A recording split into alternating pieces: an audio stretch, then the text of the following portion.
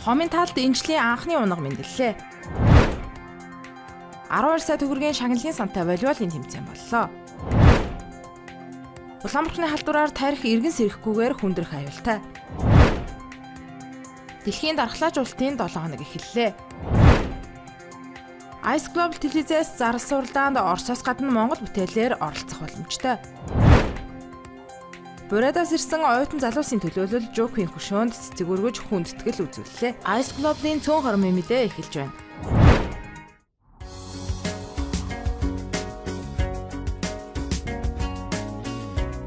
Онгон дагшин өрмөц тогтцтой үзэгсэн сайхан бүхэн цогцолсон байгалийн арал Хомын тал. Хомын талын байгалийн цогцлборт газар сэрийн нуруунд нутгшуулж буй тархийн сүрэгт энэчлийн анхны унага мэндэллээ. Шинэхэн унага сарны гэрэл нэртэй азарганы сүрэгт хамаарах Moon Rider нэртэй гүүнээс гарчээ. Тэрээр Moon Rider-ийн Хомын тал гаргасан 5 дахь унага болж байна. Улсын хэмжээнд тархи нутгшуулж байгаа 3 газар байдгаас Завхай аймгийн Дөрвөлжин сумын нутаг сэрийн нуруунд 2004 оноос Чех улсын Прага хотын амтны хүрээлэнгээс тархи тээвэрлэн авчирч нутгшуулж байна. Энд өдгөө 150 гаруй тархитай болжээ.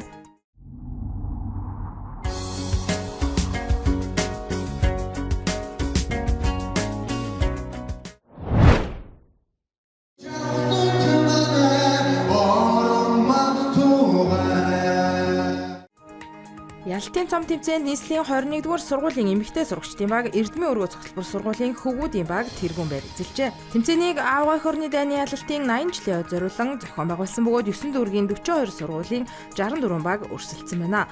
12 сая төгрөгийн шагналын сантай тус тэмцээнд Бурайд улсаас эрэгтэй эмэгтэй сурагчдын багийг илгээжээ.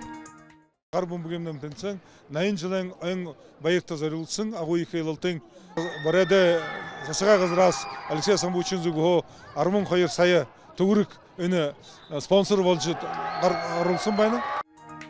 Тэмцээний үеэр зочин баг буюу Бурайдын сурагчдын баг тэмцээнд төрүүлсэн 21 дугаар сургууль Эрдмийн өргөө цогцлбор сургуулийн багууд хоорондоо нөхөрсөг тоглолт зохион байгууллаа.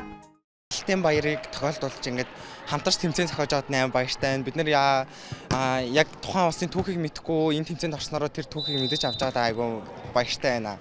Бурайдуудыг ер нь дундаж өндрөөрөө илүү бэлтгэл сургуульд нөгөө нэг тактикийн хувьд нь арай өөр гэж боддог.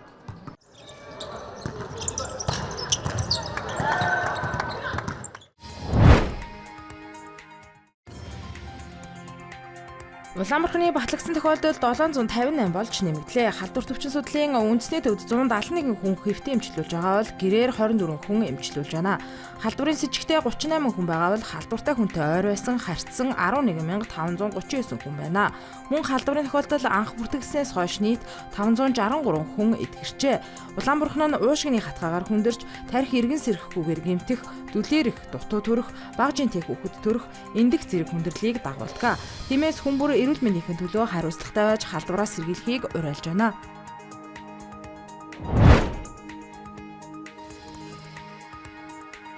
Сүүлийн 50 жилд вакцины нь 154 сая хүний амь насыг аварчээ.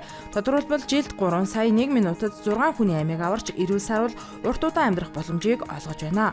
Улаанбаатар өвчний эсрэг вакцинд ангаараа 94 сая хүний амь насыг хамгаалжээ. Дэлхийн дархлаажуулалтын 7 хоног дархлаажуулалтыг хүн бүрт урайндор эхэллээ.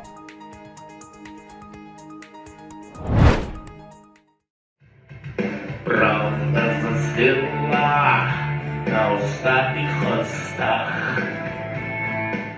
От героев былых времен не осталось порой имен. Авгай хорны ялалтын 80 жилийн ой зориулан Ice Global телевиз дуу шүлгийн уралдааныг зарласан.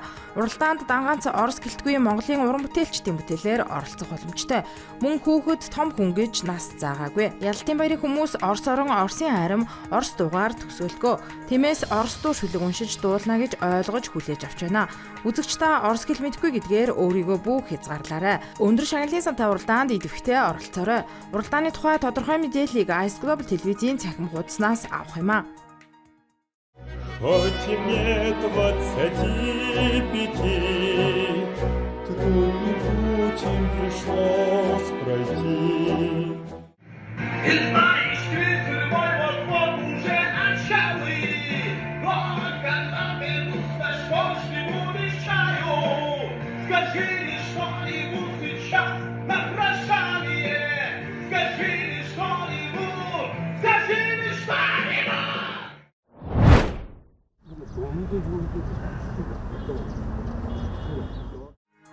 Авга эх орны дайны ялалтын 80 жилийн хүрээнд Оросын холбооны улсын бүгд найрамдах бурайд улсын засгийн газар ихтэй сургуулийн төлөөлөл манай улсад хүрэлцэн ирээд байна. Тэд өнөөдөр Плехановын нэрэмжит Оросын эдийн засгийн их сургуулийн Улаанбаатар дахь салбар сургуулийн сурагч оюутан удирдлагуудын хамт зөвлөлт холбоот улсын 4 удаагийн баатар бүгд найрамдах Монгол ард улсын баатар Георги Константинович Жуковын хөшөөнд цэцэг өргөж хүндэтгэл үзүүллээ. Монгол ахад үнэрлээ анх түрүүн тусалж адуу мал эдхэ уух идэ хоол дулаан ховсуу гэсэн байна. Монгол оюутан сурагчид оролцож энэ их арга хэмжээнд оролцож баа өөрөнгөө түүх тухай ямар дайм болсон юм яасан бэ гэж мэдж яхад нь их залуушуулд сонин хайн байна гэж ханна.